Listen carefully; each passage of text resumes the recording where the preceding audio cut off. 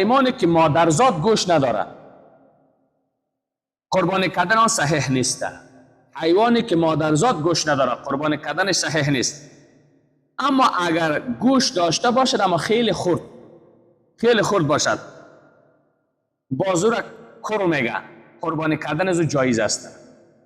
ولیکن در اصطلاح گوسفنددارا اطلاق گوشت کرده شود، قربانی کردنش باید جایز است. دیگه مثلا حیوان قربانی پنجگانه، گاو، گومه، شتر، بز، گوسفند خلقتا شاخ نداره، مال بیشاخ کاملا جایز است قربانی کردن، هیچ مشکل نداره.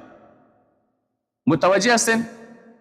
قربانی کردن جایز است. لیکن یک نوع مال شاخدار به توسط ضربه یک حیوان دیگه یا چوپان شاخش میده شده، اگر امی بیخ شاخ در سر و مغز و مخ سر حیوان اگر ضربه وارد کرده باشه، رؤوس العظام میگه داخل شاخگوی یک چیزی که دیگری هست نرم، اگر در او ضرر وارد کرده باشه قربانی نمیشه، اگر در او ضرر نه رسیده باشد قربانی شاخ میده میشه.